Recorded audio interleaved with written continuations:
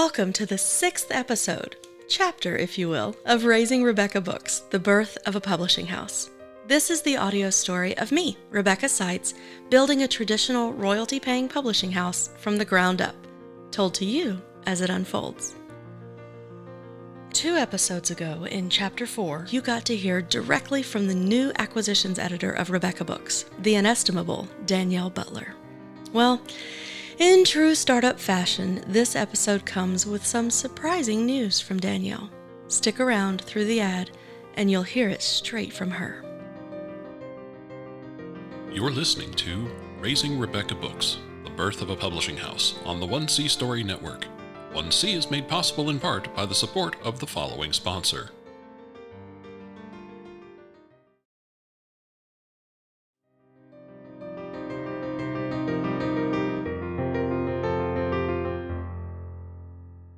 Keep it to legal language from this point forward. Boop, boop, boop, boop, boop.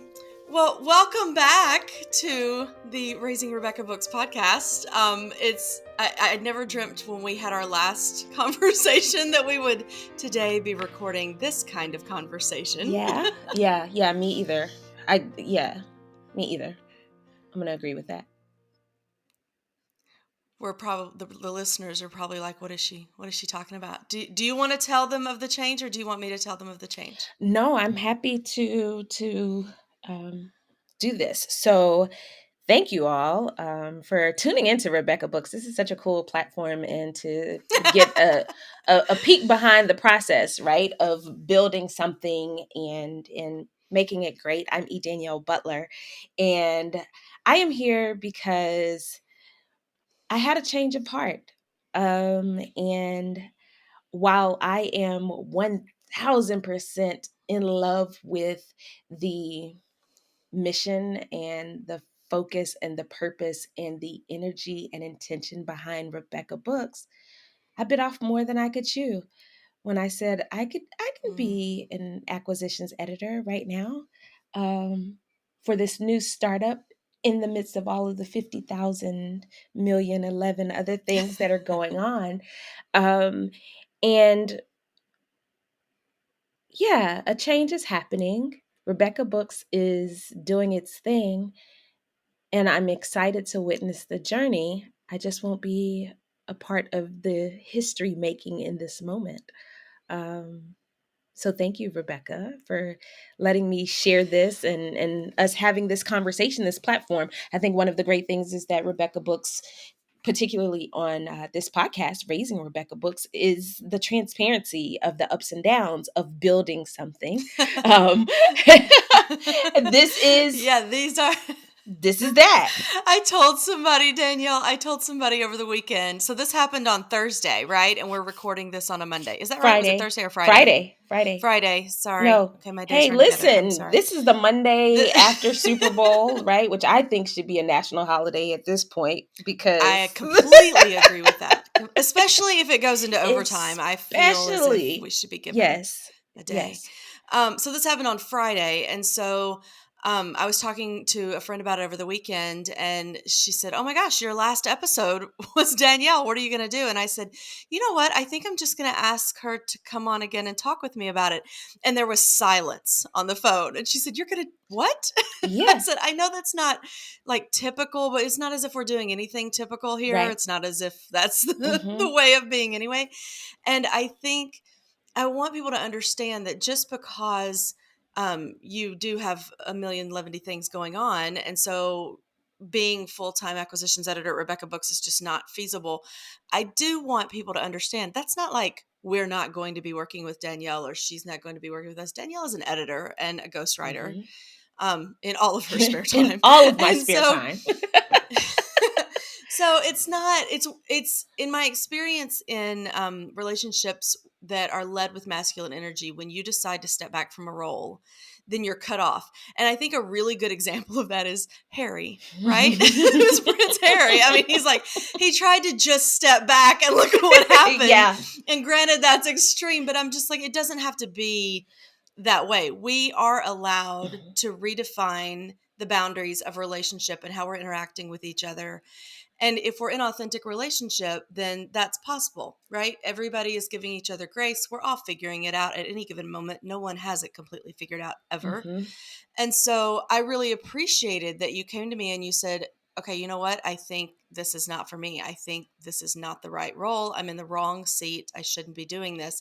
And we had this really lovely, hard, not gonna Mm-hmm. lie, hard, Mm-hmm. but lovely conversation about what's going on. Why is this happening? Is there something inside Rebecca Books that needs to change? Is there something in the way I'm interacting with you that needs to change? Or is this an outside thing that's happening? What's going on? And I just, this not being the first business that I've ever started, um, I want people to know this is a standard part of Mm-hmm. it. People come in, people come out, especially in the beginning as everybody is testing out roles and figuring out what works and if they're good fits. Um, but I also wanted us to talk about there because there was a component of this that if you're comfortable talking about that is specific to what Rebecca Books is trying to do, and that is when we're trying to create a truly um, diverse community of Mm-hmm. voices and product, there's so many landmines there and so many difficulties and Mm-hmm. challenges to face that aren't present if you're, frankly, they're just not if you're putting together a different kind of a line. I mean, just to speak frankly, if I was going out and finding a bunch of 45-year-old white women to write romance books, this would be a different Yeah. experience than what I'm having. There would be different conversations for me to have with authors and agents. I think there would have been different conversations than you experienced with authors. Mm-hmm. And so I wanted us to talk about that frankly so that people could, again, with that transparency, with that authenticity, understand it's not like you just wake up one morning and go, I know what I'm going to do. I'm going to create a book line. Yeah. It's going to be this beautifully colorful, diverse array of voices and stories. And like, it's not as if every author goes, great, I want to be a part of that. Yeah. So I think the way that you've described it, right? Like that this it was a lovely conversation and a hard conversation. I think the first thing is to say we can do hard things and they can still be lovely, right? Like that is like Mm-hmm. things can change. And as I look at you as a woman building a business, at women building businesses, one of the things that we have not been afforded the opportunity to do is peek into the backside of the business, right? We get to see the outside. So we often don't get to see what the hard conversations are like. We often Mm-hmm. don't get to see what led to what became, right? And Mm-hmm. you and I had a meeting last week, and we were talking about sales, right? How do we approach sales and marketing? We were talking about distribution, right? Where do certain people shop for books? What is the best? What is in the best interest of our authors and readers? And one of the things, as you were going through that list, there was a question for me that rose up immediately. And that question was, am I in the best seat to serve? Am Mm-hmm. I in the best seat to serve? As we were talking about all of these things, I was like, yes, I can be this gatekeeper as an acquisitions editor, right? Where it's like, send us your stories because we're going to look at them and give them a very real and reasonable look. We're going to take our time and actually do that, not just kind of pass it over. We're a real people doing this, right? But then there was also the conversation of sales and marketing and distribution. Would I better be seated in that side of the house, right? And supporting and saying voices of color, BIPOC authors, things like that, sometimes have a different way, oftentimes have a different way of how we disseminate and receive our information. Amazon, yes, is the largest bookseller in the world, but there are other booksellers and other ways that Mm-hmm. distribution happens, right? And so then I questioned myself, would I be better served in sales and marketing and figuring out what channels would serve really well for the books? And then the third component of that conversation was, what about BIPOC authors that have incredible stories to tell, but they're just not writers? They're not good writers. They're not writers. So Mm-hmm. how do we support them, right? We pair them with editors, we pair them with ghost writers or collaborators. And that is my primary wheelhouse. So for me, it was one of those, what is the place that I could serve best and serve well? And as I thought about all of the things, that was monumental for me. Like that, if I had to point to a specific moment, right? If I had to, it was walking away and saying, am I serving, am I doing, offering my best service in this space? Um, and so what does that look like? And then you and I, the conversation that we're referring to on Friday, we had a conversation about how difficult it is to sit in certain seats, right? So for me, I'm reaching out to contacts and colleagues in this space. And because, since we're being frank, the publishing industry has been white for a very long time. It's been white and male Mm-hmm. Mm-hmm. forever, since the beginning Mm-hmm. of traditional publishing. That's what it's been. Mm-hmm. And it is wonderful to have ideals and say, this is what this is going to be.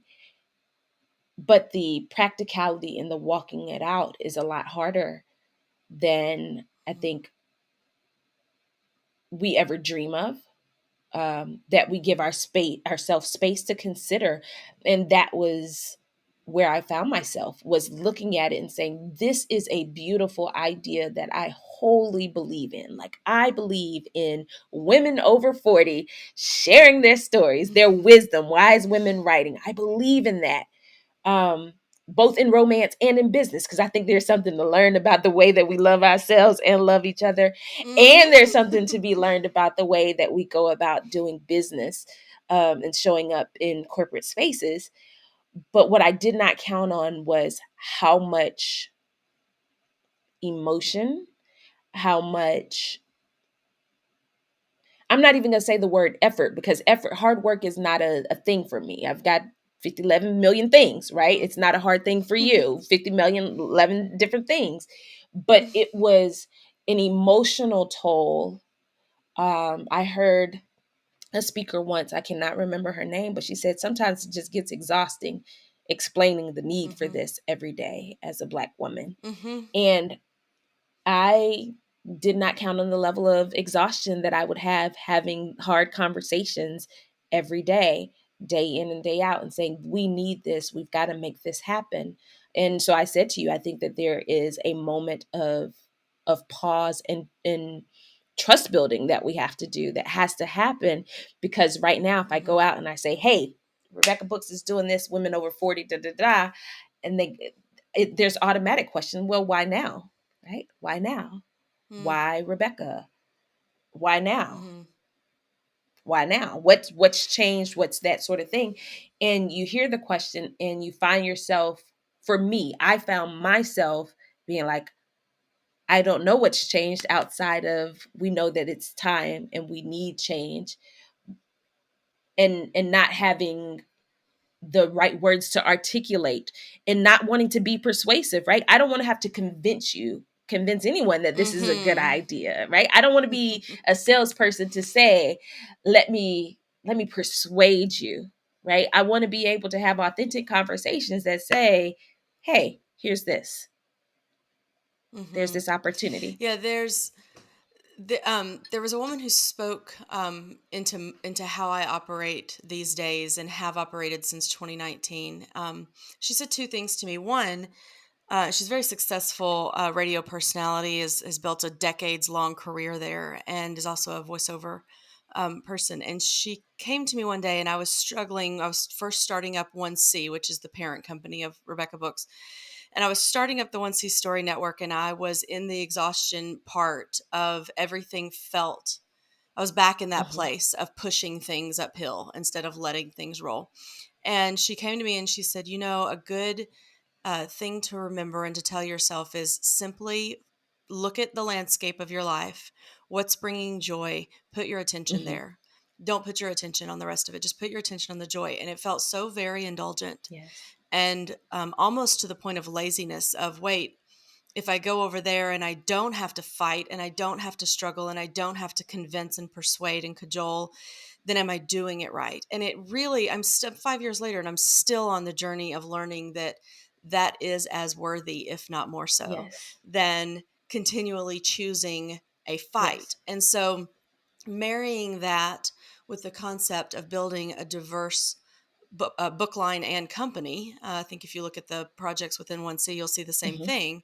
We've worked with, voiceover artists from 60 different countries, so many different walks of life. It's an amazing experience for me as a writer and Yeah. producer, but I hope it's an amazing experience for them as well, to be brought into a community that is incredibly diverse, and it's what makes it so rich. And fun to be a part of, and fun in terms of you get to learn so much and see so Yeah. much that you wouldn't otherwise know. Um, and so for me, in continually adopting that mindset and allowing my life to unfold instead of pushing my life and career to unfold, that's what brought me to doing Rebecca Mm-hmm. Books. Rebecca Books was an idea for at least 2 years before I actually acted upon it, before I actually told the world this is what I'm going to Yeah. do, which was late last year. Um, and but that timing in my life does not necessarily mirror the timing in all of the authors' lives, Mm-hmm. right? And so for some of them, it may still feel as if, number one, no, I'm supposed to be engaged in the struggling part of it, and if so, then we're not going to be a good fit, because that's not what we do here. And number two, and you and I talked about this, when you're trying to do something new, there are Mm-hmm. phases to the identities in the communities that are bringing about that Yes. change. There's that initial phase, which is where we are, and that requires people who want to be primary agents of change. That's where they find their joy, is in being a primary agent of change. And that comes with, I think, what you've been talking about. That comes with, it's hard. It can be exhausting. Do have to explain yourself a Mm-hmm. lot. You do have to um, assure a lot. You have to be willing to take a lot of questions that at their surface level are Mm-hmm. offensive or hard to hear, because they are laden with accusation that may not be specific to you. I get that all the Mm-hmm. time. And that's just part of it. That's part of being an agent of change at the primary level. And then there's the secondary level of change, where you've started the snowball a little Mm-hmm. bit. So now there's a little more comfort level for others who have been Yeah. harmed in that space. They feel a little bit more comfort to come in, because there's a little bit of a bigger community. So comfort and community, right? Yes. So they'll feel a little more comfortable in coming in at that second phase.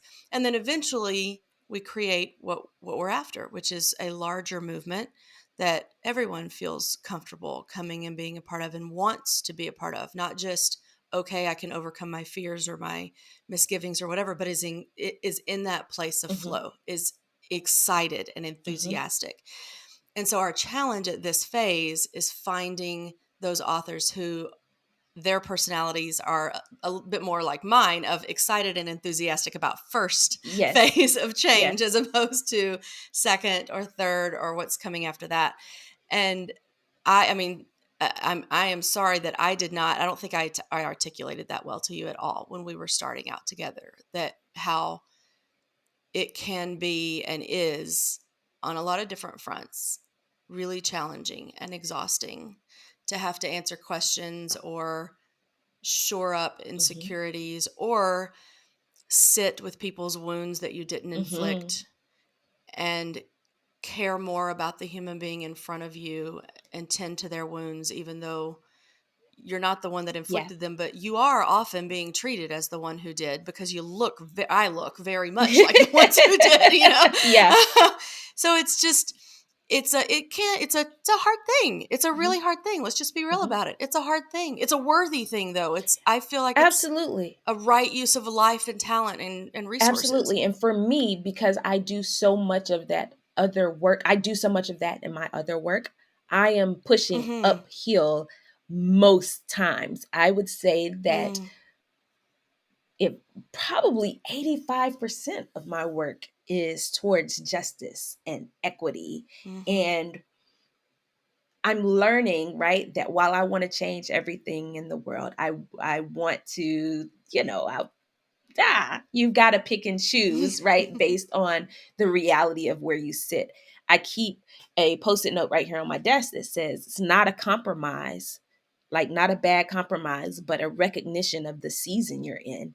And so I've kept that with me for probably 2 years now, because there are some things that feel like they're never ending. There's some things that it feels like it's never Mm. going to change. It's never going to, Mhm. but I have to recognize that it's just a season.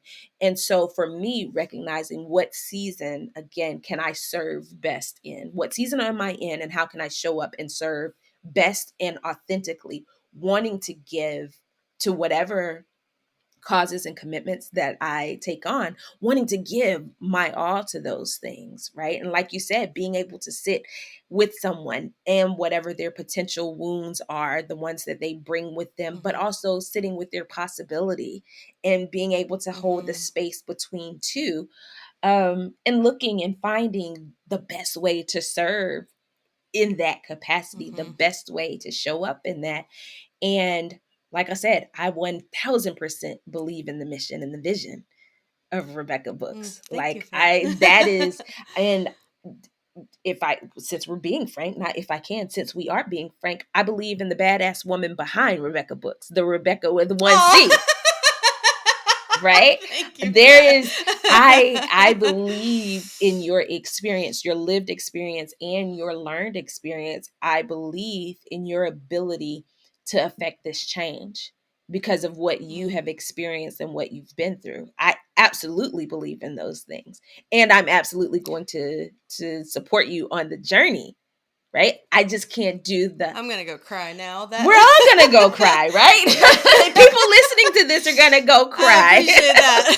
But I believe in that. And this is not me saying, I'm done with this, throw it away. I think it's, we find Mhm. comfort and courage in community. We are in community together. Mhm. It's just Mhm. from a different perspective. I want the person that sits in the seat as acquisitions editor to have all of the time and the energy and the joy to sit in that seat, to show up in that Mhm. space with the same level of confidence and courage that you show up as publisher and Mm. as leader in this. It's going to take a mighty fortress of collaborators, right, to step You're not kidding. forward and do this work. And we all have a role to play, right? For Mhm. me, I look at you on the front lines as a publisher saying, this is what we're doing. We're taking the publishing industry and we're turning it upside down. We are doing all of the things that are totally against what you're taught in business school about how to build a business, right? Business school teaches us to Mhm. focus on middle-aged white people. That's the success. That's where the money is. Like Mhm. that. I went to business school. I know what they say, right? They don't say it in those words, but that's the That's understanding. what it That's what it means. means, right? And so if I have the ability as a writer and an editor to come along beside the next writer, the next author, and strengthen their voice, help them build the confidence and the courage in the way that they show up and use their voice. I think that Rebecca Books becomes a better house for them, right? Mhm. If I can say, hey, use your voice matters, even though it's been silenced for so long. If I can help you find, discover, shape, and share that voice, and then you can go on to a Rebecca Books. It takes all of us on the Mhm. supply chain when I think about it, and I want to be Mhm. on that backside, right? That keeps. I think the analogy I used during our call on Friday was, this isn't a domino where you press one thing and it all goes in a straight Mhm. line or whatever the design is. This is ripples. So something can be happening over here and still impacting over there. And that's what I feel like, right? We have to all be in our phase of the ripple to make sure that the ripple continues. Mhm. And Mhm. yeah, that's my thought. No more ums, no more ums. That's the thought, right? Is that you have thrown a mighty stone into a large pond. And so now the ripples, we have to Mhm. be there for the ripples, what the ripple effect is. Mhm. See, this is why I wish we all had these kinds of conversations when the relationship changes, because there's so much, to learn and to experience and enjoy in the after Hmm. conversation. In the, okay, this isn't going to look like going forward, this isn't going to look like it looks like today. And I know when I was younger, my instant tendency would be to shut down. Oh, well, you don't want to be in a relationship with me anymore. And so that always felt very personal, even if it was career. Mm-hmm. So it was, let me shut down and throw up a barrier, and that person's not for Mm-hmm. me. And I think even we see that being encouraged in some ways, or at least I do in my social media feeds of, well, if they're not serving you immediately right then you just cut them off. And I think that if you're going to have relationships of Mm-hmm. depth and you're going to actually learn something on this journey and truly you be the best person that you can be, and also other people getting to become the best people that they are, then we have to have the after Yeah. conversations. So I know that it's awkward. It can be really That's awkward, but part of I really, change, right? Is right, being it's, willing to do the awkward thing, being courageous enough yeah. to do the. Hey, this comes back to being. I'm almost 40, right? Each day is a day closer. You're about I'm to about join to the join club the just a club few in just months. a few months. It's going to be great. How that's part of the wisdom, right? Because old Mm, me, young me, back then me probably would have had the same, well, we can't be in relationship, this isn't working out, and so we can't. But wise mm-hmm, me says we can be in relationship and it can evolve and it could still mm, be beneficial, it could still be filled with love and support and encouragement. My background is in theater and in improv. The first mm-hmm. rule of improv is never say no, you always say yes, and you Yes, build and on it, right?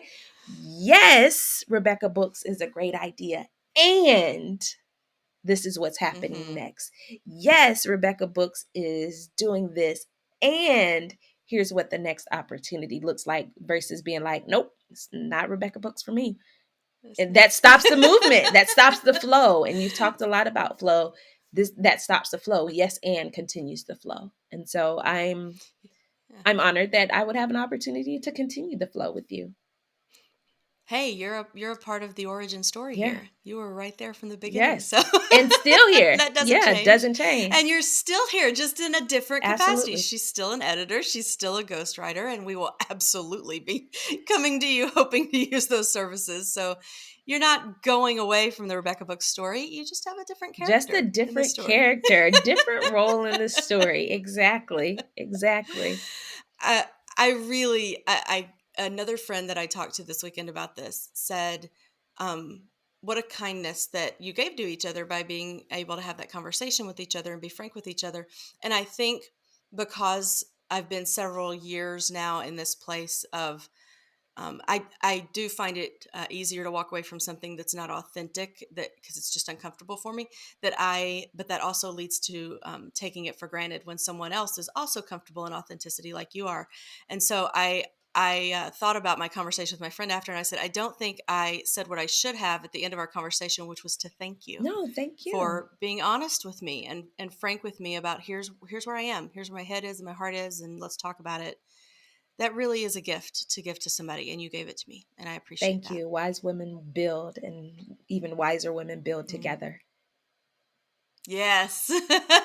It's that whole, you say there's sayings in your office. There's one in mine, up on my whiteboard. It says competition happens at the bottom, Yes. collaboration happens We're at the top, and collaborating, I would baby. prefer to operate Yeah. there. Or the other one that, I have two. The other one is, if you want to go fast, go alone. If you want to go far, you have Go to go together. together. Yes. I keep that You proverb got to go before me together. as well. Yeah. Yes. Well, thank you for coming back on. I appreciate it. Now go write. Be an Thank editor. you. Go. Thank you. Thank you. Talk soon.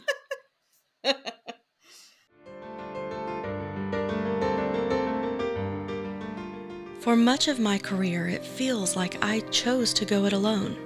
If you want something done right, do it yourself, right? And maybe that is true for some things. For this, though, for building a traditional royalty-paying publishing line that is for and about women over 40, and even for the greater build-out of the parent company, the 1C Story Network, a different approach is warranted. A team approach, a commitment to collaboration, even when the relationship needs to evolve into a new form. I am so grateful to Danielle for the honesty that she brings to our communication and for the space she makes to receive my honesty in return. This is the spirit beneath the 1C Story Network tent. From project to project, team member to team member, Each of us is responsible for our own selves, for how we show up in the group, for knowing what capacity is comfortable and what's not, and for communicating that to each other. I revel in this kind of collaboration, and if you do too, then I invite you in. Check out RebecaBooks.com for more information. On the next episode, I'm excited to tell you the story of a very special woman. She was born all the way back in 1894, and how her spirit is coming beneath this tent as well.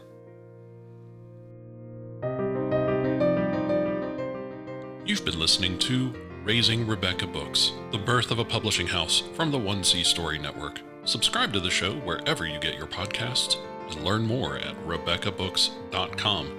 That's REBECA books.com.